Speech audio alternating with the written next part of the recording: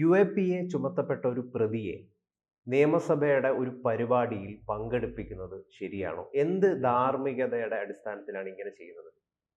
തീർച്ചയായിട്ടും UAPA ചുമത്തപ്പെട്ട ഒരാളെ, ഒരു പ്രതിയെ നിയമനിർമ്മാണ സഭ നടത്തുന്ന അല്ലെങ്കിൽ അതിന് അധികാരമുള്ള ആ സംവിധാനം നടത്തുന്ന ഒരു പരിപാടിയിലേക്ക് ക്ഷണിക്കുന്നത് ശരിയല്ല. അത് ധാർമ്മികമായി അത് ശരിയല്ല. അതിന് നിയമപരമായ പ്രശ്നങ്ങളുണ്ടോ എന്നുള്ളതിന് ഉത്തരം പറയേണ്ടത് നിയമവിദഗ്ധരാണ്. പക്ഷേ ധാർമ്മികമായിട്ട് അത് ശരിയല്ല എന്ന് തന്നെയാണ് നമ്മുടെ അഭിപ്രായം. എന്താണ് ഇപ്പോൾ ഇങ്ങനെ ചോദിക്കാൻ കാര്യം? ഇതിലിവിടെ കെ ഷാഹിനെയാണ് എന്ന മാധ്യമപ്രവർത്തകയാണ് ഈ രീതിയിൽ UAPA ചുമത്തപ്പെട്ടത്. നമുക്കറിയാം, മദനി കേസിൽ ബാംഗ്ലൂർ ബോംബ് സ്ഫോടന കേസിൽ സാക്ഷിമൊഴികളെ ഇന്റർവ്യൂ ചെയ്തുകൊണ്ട് എങ്ങനെയാണ് ഭീഷണിപ്പെടുത്തിക്കൊണ്ട് മൊഴി മാറ്റാനാണ് ഷാഹിന് ശ്രമിച്ചത്. അതിലാണ് ഇവരെ UAPA ബാംഗ്ലൂർ പോലീസ് ചുമത്തപ്പെട്ടിരിക്കുന്നത്. അങ്ങനെ ഒരാളെയാണ് ഈ പരിപാടിയിൽ ക്ഷണിച്ചിരിക്കുന്നത്. ഞാനത് വാർത്ത അറിഞ്ഞായിരുന്നു. നമ്മുടെ കേരള നിയമസഭ നടത്തുന്ന മോഡൽ പാർലമെന്റ്, പഴയ നിയമസഭാ ഹാളിൽ സംഘടിപ്പിക്കുന്ന മോഡൽ പാർലമെന്റിലേക്കാണ് അതിഥിയായിട്ട് ഷാഹിനെ ക്ഷണിച്ചിരിക്കുന്നത്. അതിനെ ചൊല്ലി ഇപ്പോൾ അതൊരു വിവാദമായിരിക്കുകയാണ്. അത് ആരാണ് അതിന് ക്ഷണിച്ചത്, അതിനെന്താണ് മാനദണ്ഡം തുടങ്ങിയ കാര്യങ്ങളൊക്കെ പുറത്തു വരേണ്ടതുണ്ട്. അത് വിശദമായ വിവരങ്ങൾ പുറത്തു വന്നിട്ടില്ല. പക്ഷേ നമുക്ക് പറയാൻ കഴിയുന്ന കാര്യം, ഇതിൻ്റെ പശ്ചാത്തലം നമുക്ക് പറയാം. ഇപ്പോൾ ചോദിച്ചല്ലോ, ഇത് ശരിയാണോ, ഈ നടപടി ശരിയാണോ എന്ന് ചോദിച്ചല്ലോ. ധാർമ്മികമായിട്ട് അത് തെറ്റാണ് എന്ന് തന്നെയാണ് നമ്മുടെ അഭിപ്രായം. ഇപ്പോൾ 2008 ഈ ബാംഗ്ലൂർ സ്ഫോടനം നടക്കുന്നത്. അത് ഒരു 8 ബോംബുകൾ പല ഇതിലായിട്ട് പൊട്ടി. ഒരു മരണം സംഭവിക്കുകയും കുറച്ച് പേർക്ക് പരിക്കേൽക്കുകയൊക്കെ ചെയ്തു. അതിനോടനുബന്ധിച്ച് 2010 ഓഗസ്റ്റിലാണ്, എനിക്ക് തോന്നുന്നു, എൻ്റെ ഓർമ്മ ശരിയാണെങ്കിൽ ഓഗസ്റ്റ് 17 അബ്ദുൽ നാസർ മദനി, 31ാം പ്രതിയാക്കപ്പെട്ട അബ്ദുൽ നാസർ മദനി പ്രതി ചേർക്കപ്പെട്ട് അതിൽ അറസ്റ്റിലാകുന്നത്. അന്ന് നമ്മുടെ ബാംഗ്ലൂർ കമ്മീഷണർ ഓംകാരയ്യ അദ്ദേഹം നേരിട്ട് വന്നാണ് അൻവാർശ്ശേരിയിൽ നിന്ന്, കരുനാഗപ്പള്ളിക്കടുത്തുള്ള അൻവാർശ്ശേരി എന്ന് പറയുന്ന മദനി താമസിക്കുന്ന ഒരു യത്തീംഖാനയും മദ്രസയും എല്ലാം കൂടെ ചേർന്ന് നടക്കുന്ന ഒരു സ്ഥാപനമാണ്. ആ അൻവാർശ്ശേരിയിൽ നിന്ന് അബ്ദുൽ നാസർ മദനിയെ അറസ്റ്റ് ചെയ്ത് കൊണ്ടുപോകുന്നത്. അതിൻ്റെ വിശദാംശങ്ങളൊക്കെ മുമ്പ് വന്നിട്ടുള്ളതാണ്. ഞാൻ അതിലേക്ക് കൂടുതൽ വിശദമായിട്ട് പോകുന്നില്ല. അപ്പോൾ അതിനുശേഷം ഈ അബ്ദുൽ നാസർ മദനി നിരപരാധിയാണെന്നും പോലീസ് കെട്ടിച്ചമച്ച കേസാണെന്നും ഒക്കെ പറഞ്ഞ് നമ്മുടെ ഈ മാധ്യമപ്രവർത്തക കെ ഷാഹിന, അവർ മുമ്പ് ഏഷ്യാനെറ്റിലൊക്കെ വർക്ക് ചെയ്തിരുന്നതാണ്. ഈ സംഭവം നടക്കുമ്പോൾ അവർ തെഹൽക്കയുടെ ഒരു കറസ്പോണ്ടൻ്റായിട്ട് പ്രവർത്തിക്കുകയായിരുന്നു എന്നാണ് നമ്മുടെ അറിവ്. അന്ന് തെഹൽക്കയ്ക്ക് വേണ്ടിയിട്ട് ഇതിൻ്റെ സത്യാവസ്ഥ എന്താണെന്ന് അറിയാൻ അന്വേഷിച്ചു പോയി എന്നാണ് അന്ന് ഷാഹിന പറഞ്ഞത്. അന്ന് ഈ മദനിക്കെതിരെ സാക്ഷി പറഞ്ഞ രണ്ട് പ്രതികളെ, പ്രതികളല്ല, 2 സാക്ഷികളെ, റഫീഖ്, ഇവരെ നേരിട്ട് പോയി കണ്ട് ഇന്റർവ്യൂ ചെയ്തു. മടിക്കേരി എന്ന് പറയുന്ന സ്ഥലത്താണ്. അത് കേരള കർണാടക ബോർഡറാണ്, അതിർത്തിയാണ്, കുടകിനടുത്ത്. അവിടെ പോയിട്ട് ഇവർ ഈ സാക്ഷികളെ കണ്ടു, സാക്ഷികളോട് സംസാരിച്ചു. അതിൻ്റെ വിശദാംശങ്ങൾ വാർത്തയൊക്കെ ആയിട്ട് പുറത്തു വന്നു. പക്ഷേ കർണാടക പോലീസ് പറയുന്നത് ഇവർ സാക്ഷികളെ സ്വാധീനിക്കാൻ ശ്രമിച്ചു, ഭീഷണിപ്പെടുത്തി, ഭയപ്പെടുത്തി എന്നൊക്കെയാണ്. മാത്രമല്ല, ഇവരവിടെ ചെന്ന് സാക്ഷികളുമായിട്ട് സംസാരിച്ചുകൊണ്ടിരിക്കുമ്പോൾ തന്നെ പോലീസ് അവിടെ എത്തി ഇവരെ അവിടെ നിന്ന് ബലം പ്രയോഗിച്ചു മടക്കി അയച്ചു എന്നൊക്കെയാണ് ഷാഹിനയും പറയുന്നത്. ഈ ഷാഹിനയുടെ സ്റ്റോറിയിലെ ഒരു പ്രധാന മർമ്മ പോയിന്റ് എന്ന് പറയുന്നത്, ഈ സാക്ഷികൾ നേരത്തെ പോലീസിനോട് പറഞ്ഞത് കുടകിൽ വെച്ച് മദനിയെ കണ്ടു എന്നാണ്. എന്നാൽ ഇവർ ഇന്റർവ്യൂ ചെയ്തപ്പോൾ സാക്ഷികൾ ഷാഹിനയോട് വ്യക്തമാക്കിയത് അങ്ങനെ ഒരു സംഭവം ഉണ്ടായിട്ടില്ല, കുടകിൽ വെച്ച് മദനിയെ കണ്ടിട്ടില്ല. അതാണ് ഈ ശരിക്കും ദുർബലമാക്കിയത്. അല്ല, ഇതിനകത്ത് ഷാഹിനയോട് സാക്ഷികൾ എന്തു പറഞ്ഞു എന്നുള്ളതല്ല വിഷയം. നിയമത്തിൻ്റെ ദൃഷ്ടിയിൽ കോടതിയിൽ എന്ത് മൊഴി കൊടുക്കുന്നു എന്നുള്ളതാണ്. ഇപ്പോൾ പോലീസ് ഇവരുടെ മൊഴി രേഖപ്പെടുത്തി കോടതിയിൽ കൊടുത്തു. കോടതി അത് സത്യമാണോ അല്ലയോ എന്ന് സാക്ഷികളോട് ചോദിക്കും. അതിൻ്റെ ഗ്രൗണ്ട്സ് എല്ലാം ചർച്ച ചെയ്യും. അവിടെ കോടതിയിൽ വിചാരണയിൽ ഇതെല്ലാം നടക്കും.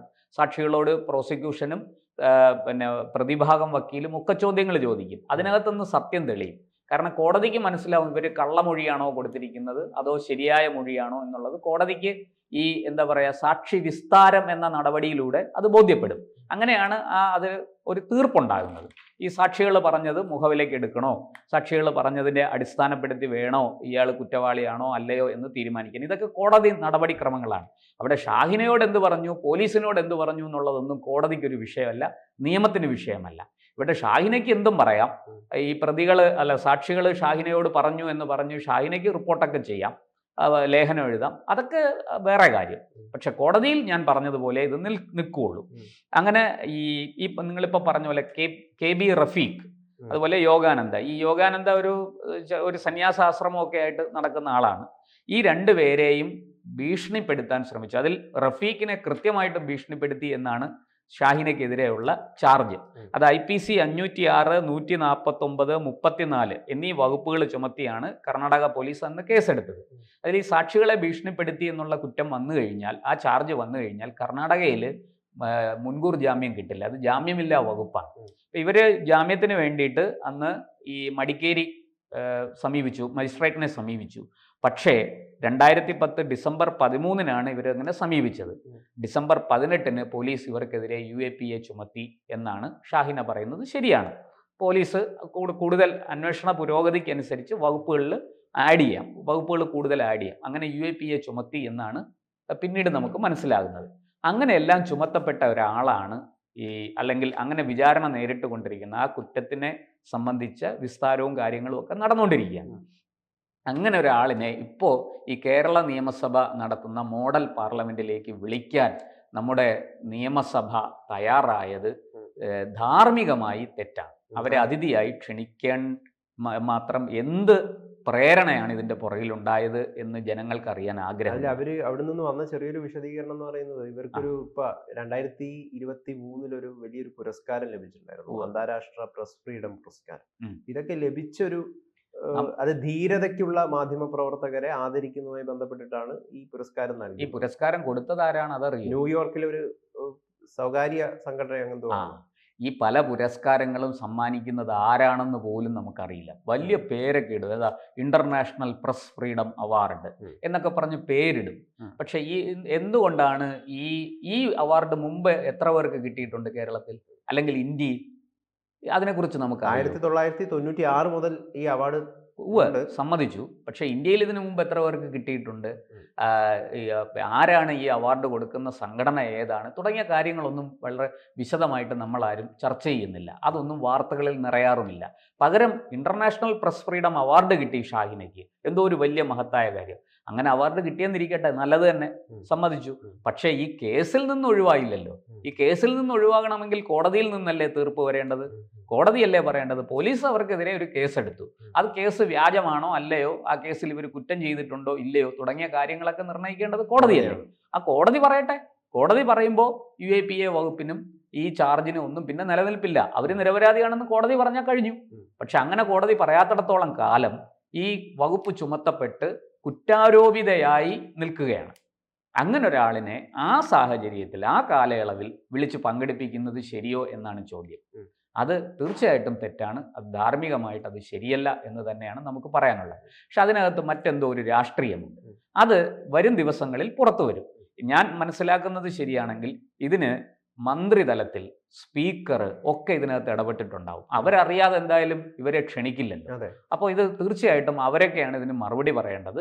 കേരള നിയമസഭ പണ്ടേ ഈ മദനിക്ക് വേണ്ടി ഒരുമിച്ച് പ്രമേയം പാസാക്കിയ ആൾക്കാരാണ്. തെളിവില്ലാത്തത് കൊണ്ട് മദനിയെ ശിക്ഷിക്കുന്നില്ല എന്നാണ് കോടതി പറഞ്ഞത് കോയമ്പത്തൂർ സ്ഫോടന കേസിൽ. അപ്പോൾ അങ്ങനെ തെളിവുണ്ടായിരുന്നെങ്കിൽ മദനിയെ തീർച്ചയായിട്ടും ശിക്ഷിച്ചേനെ. മദനി കുറ്റവാളിയല്ല എന്നല്ല പറഞ്ഞത്. മദനിക്കെതിരെ പ്രോസിക്യൂഷൻ ആരോപിച്ച കുറ്റങ്ങൾ തെളിയിക്കാൻ സാധിച്ചിട്ടില്ല പ്രോസിക്യൂഷന് എന്നാണ് കോടതി പറഞ്ഞിരിക്കുന്നത്. അല്ലാതെ കേസ് കെട്ടിച്ചമച്ചതാണെന്നോ വ്യാജമാണെന്നോ ഒന്നും അല്ല കോടതി പറഞ്ഞത്. അതൊക്കെ അവിടെ നിൽക്കട്ടെ. പക്ഷേ അങ്ങനെയുള്ള മദനിക്ക് വേണ്ടി ഏകകണ്ഠമായി പ്രമേയം പാസ്സാക്കിയവരാണ്. ഇപ്പോൾ ഇതാ വഖഫിന് വേണ്ടി ഏകകണ്ഠമായി പ്രമേയം പാസ്സാക്കിയതാണ് കേരള നിയമസഭ. അങ്ങനെയുള്ള കേരള നിയമസഭ ഇത്തരത്തിൽ ഒരു പരിപാടിയിൽ അവർ സംഘടിപ്പിക്കുന്ന ഒരു മോഡൽ പാർലമെൻറ്റിൽ അതിഥിയായി UAPA ചുമത്തപ്പെട്ട ഒരു പ്രതിയെ അല്ലെങ്കിൽ അങ്ങനെ ചാർജ് ചെയ്യപ്പെട്ട ഒരാളെ അതിൽ അതിഥിയായി ക്ഷണിച്ചതും പങ്കെടുപ്പിക്കുന്നതും തീർച്ചയായിട്ടും ധാർമ്മികമായിട്ട് അത് ശരിയല്ല. അത് തെറ്റ് തന്നെയാണ്. ഉത്തരവാദപ്പെട്ടവർ അത് മനസ്സിലാക്കി, അതെ, മനസ്സിലാക്കി അതിന്റെ നിയമവശം ഞാൻ പറഞ്ഞല്ലോ, ഞാനല്ല പറയേണ്ടത്, നിയമവിദഗ്ധരത് പറയട്ടെ. ഒരുപക്ഷെ നിയമസഭയിൽ നിയമപരമായിട്ട് പ്രശ്നമില്ലാന്ന് കണ്ടിട്ടല്ല. നിയമസഭയ്ക്ക് ചില പ്രത്യേക അധികാരങ്ങളുണ്ടല്ലോ, സാധാരണ പോലെ അല്ല. നമ്മൾ നിയമസഭയ്ക്കകത്ത് ഒരു MLA നിയമസഭയ്ക്ക് ഉള്ളിൽ പ്രവേശിപ്പിച്ചാൽ കിട്ടുന്ന പ്രിവിലേജ് മറ്റൊന്നാണ്, അദ്ദേഹത്തിന് കിട്ടുന്ന പരിഗണന മറ്റൊന്നാണ്. അത് പുറത്തൊരു പക്ഷേ അത്രയും കിട്ടിയില്ലെന്ന് വരും.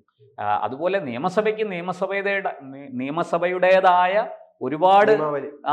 ഒരുപാട് നിയമങ്ങളുണ്ട്, ചട്ടങ്ങളുണ്ട്, പ്രത്യേക പരിഗണനകളുണ്ട്, പ്രത്യേക അധികാരങ്ങളുണ്ട്. കോടതിക്ക് ഉള്ളതുപോലെ തന്നെ പ്രത്യേക അധികാരങ്ങളുമുണ്ട്, അവകാശങ്ങളുമുണ്ട്. എന്തായാലും അതൊന്നും അത് ആരും നിഷേധിക്കുന്നില്ല. നിയമപരമായിട്ട് പക്ഷേ ഇതിന് എന്തെങ്കിലും പിഴകുണ്ടോ ഇല്ലയോ എന്നുള്ളത് വരും ദിവസങ്ങളിൽ അറിയാം. പക്ഷേ ധാർമ്മികമായിട്ട് അത് ശരിയല്ല.